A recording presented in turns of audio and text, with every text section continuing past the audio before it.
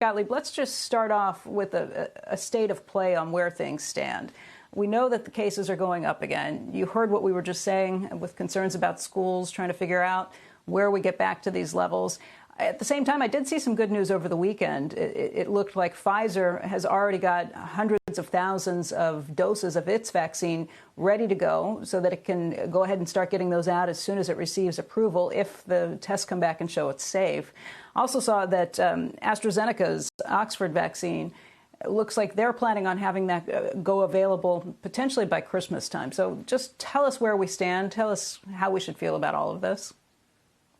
Well, I'll start with the vaccine. And as you know, I'm on the board of Pfizer, which has one of the advanced products in development. In a best-case scenario, if these trials demonstrate that the vaccines are safe and effective, you're going to see emergency use authorization filings probably sometime late November. That's what the companies have said.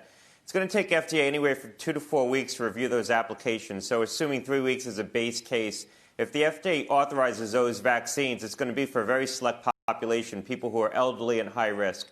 It's going to take at least 2 to 4 weeks to vaccinate that population, and then they're going to have to wait 3 to 4 weeks to get a second dose. So in the case of Pfizer vaccine, it's 3 weeks. In the case of the Moderna vaccine, it's 4 weeks. And then they'll have to wait a few weeks after that second dose in order to have full protective immunity. So we're looking at a scenario where the first tranche of people to get vaccinated, which are going to be the elderly population, aren't going to have protective immunity from the vaccine probably until February or March.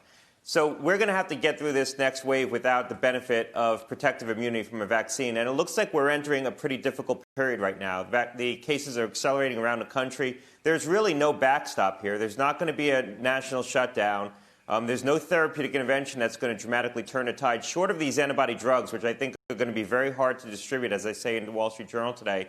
And the vaccine really isn't going to start to have its impact until 2021. So we need to look at the fact that we're going to face a very difficult situation. Now, we're going to get through it. We're probably in the 7th inning of the acute phase of this pandemic right now, but the hardest part's probably ahead.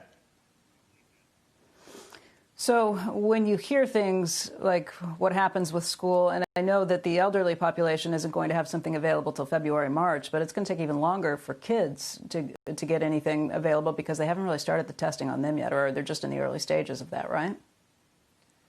That's right. So the vaccine trials are testing, I think, now 12 or 13 and above, or there's amendments to the protocols to start testing down to about 12. But once you get below 12, you're probably going to need to reformulate these vaccines into a lower dose because the vaccines in their current formulation, the current dose, might be too potent for a younger child, which is going to mount a better immune response to the vaccine.